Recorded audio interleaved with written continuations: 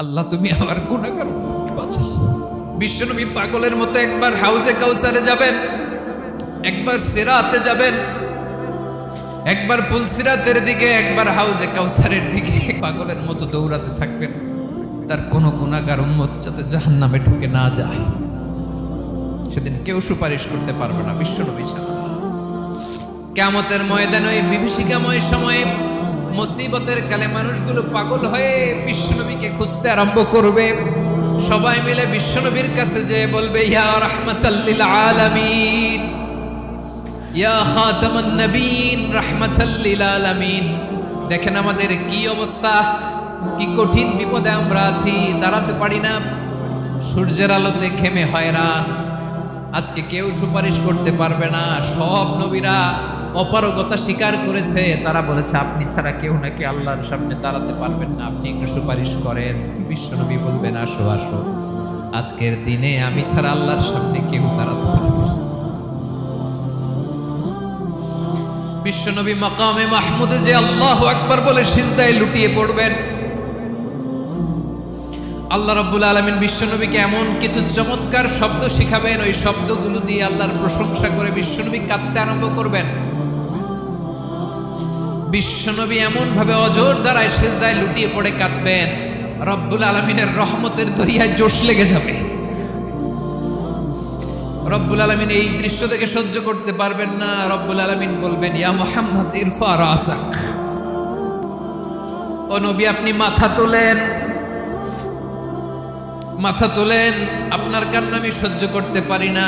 নবী আপনি মাথা তোলেন, সাল তুতা, আজকে আপনি যা চাবেন তাই দেব। নবী আপনি সিজদা থেকে মাথা তুলেন, সাল তুতা, যা চাবেন তাই দেব। ওয়াশফা তুশাফা, যার জন্য সুপারিশ করবেন তার সুপারিশ কবুল করে নেব। বিশ্বনবী এবার মাথা তুলবেন। যে বিভীষিকাময় সময়ে প্রত্যেক নবী বলেছেন আমি পারবো না, প্রত্যেক নবী বলেছেন নফসি নফসি, আমার কি হবে আমি জানি না, আল্লাহ আমারে বাঁচাও। প্রতিটি নবী বলবে নফসি নফসি, আল্লাহ তুমি আমারে বাঁচাও, আমারে বাঁচাও। বিশ্বনবী মাথা তুলবেন, তুলে বলবেন রব্বি হাবলি উম্মতি, আল্লাহ তুমি আমার গুনাহগার উম্মতকে বাঁচাও। এই দুনিয়ার বুকে রব্বুল আলামিন সব নবীকে একটা করে দাওয়া মুস্তাজাবা দিয়েছেন, মানে যে দোয়া করলে কবুল হয়ে যায় সাথে সাথেই। দাও বিহা, দুনিয়ার সব নবীরা ওই দোয়াটা দুনিয়ায় করে ফেলেছে। সব নবীকে আল্লাহ একটা করে দোয়া দিয়েছেন, নবী দোয়া করলেই কবুল। সব নবীরা ওই দোয়া করে ফেলেছে দুনিয়াতে। বিশ্বনবী বলেন আমি করি নাই। ওয়া ইন্নী আখতাবিউ দাওয়াতি শাফাআতান লি উম্মতি ইয়াউমাল কিয়ামাহ, আমার ওই স্পেশাল দোয়াটা আমি দুনিয়ার বুকে কঠিন বিপদে পড়েও কোনোদিন করি নাই। আমি আমার স্পেশাল দোয়াটা কিয়ামতের দিন আমার গুনাহগার উম্মতকে সুপারিশের জন্য রেখে দিয়েছি। আল্লাহ বলবেন নবী ইরফা রাসাক, মাথা তোলেন, আর কাটবেন না। বিশ্বনবী মাথা তুলবেন, আল্লাহ বলবেন সাল তুতা, আপনি যা চাবেন তাই দেব। ওয়াশফা তুশাফা, সুপারিশ করেন, সুপারিশ কবুল করব। বিশ্বনবী বলবেন আল্লাহ ওই স্পেশাল দোয়াটা দুনিয়াতে করি নাই, আজকে আমি তোমার দরবারে দাঁড়িয়ে কিয়ামতের দিন ওই দোয়াটা করছি। আল্লাহ আমার যে উম্মতের হৃদয়ে যাররা পরিমাণ ঈমান আছে, আমার একটা উম্মতকেও তুমি জাহান্নামে ঢোকাতে পারবা না। বিশ্বনবী পাগলের মতো একবার হাউজে কাউসারে যাবেন, একবার সিরাতে যাবেন, একবার পুলসিরাতের দিকে, একবার হাউজে কাউসারের দিকে পাগলের মতো দৌড়াতে থাকবেন। তার কোনো গুনাহগার উম্মত যাতে জাহান্নামে ঢুকে না যায়, সেদিন কেউ সুপারিশ করতে পারবে না বিশ্বনবী ছাড়া। এজন্য 5 নম্বর আল্লাহ বললেন মান যাল্লাযী ইয়াশফাউ ইনদাহু ইল্লা বিইذনিহি, কার সাহস আছে, কার এত বড় বুকের পাটা কিয়ামতের কঠিন দিন আল্লাহর সামনে দাঁড়িয়ে সুপারিশ করবে? কারো ক্ষমতা নেই, কারো ক্ষমতা নাই।